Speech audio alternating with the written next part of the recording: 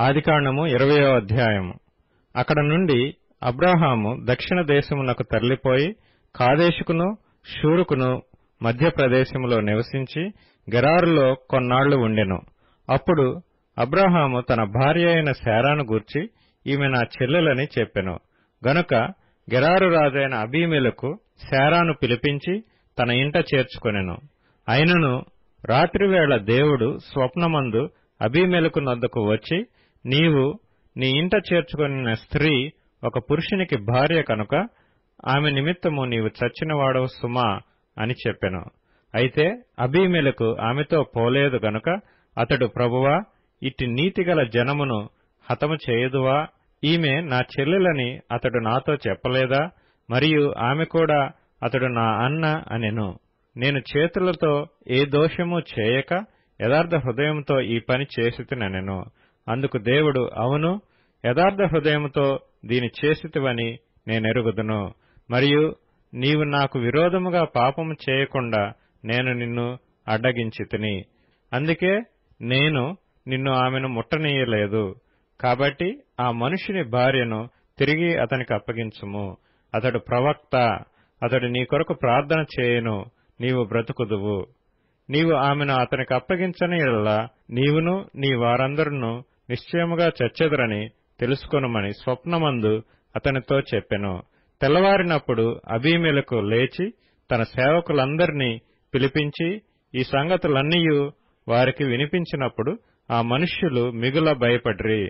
అబీమెలెకు అబ్రాహామును పిలిపించి, నీవు మాకు చేసిన పని ఏమిటి?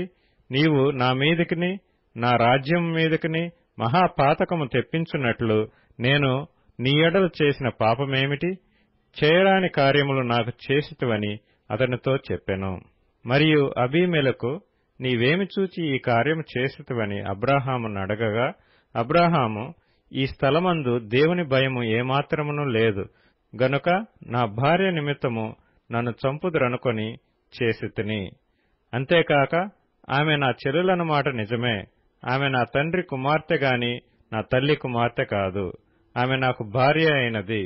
దేవుడు నన్ను నా తండ్రి ఇల్లు విడిచి దేశాంతరం పోవునట్లు చేసినప్పుడు నేను ఆమెను చూచి, మనము పోవు ప్రతి స్థలమందు ఇతడు నా సహోదరుడని నన్ను గూర్చి చెప్పుము.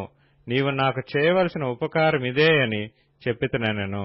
అబీమెలెకు గొర్రెలను గొడ్లను దాసదాసీజనులను రప్పించి అబ్రాహాముకిచ్చి అతని భార్య అయిన శారాను అతనికి తిరిగి అప్పగించెను. అప్పుడు అబీమెలెకు, ఇదిగో నా దేశము నీ ఎదుటనున్నది, నీకిష్టమైన స్థలమందు కాపురముండుమనెను. మరియు అతడు శారాతో, ఇదిగో నీ అన్నకు నేను 1000 రూపాయలిచ్చియున్నాను.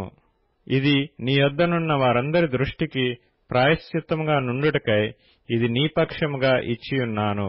ఈ విషయమంతటిలో నీకు న్యాయము తీరిపోయినదనెను.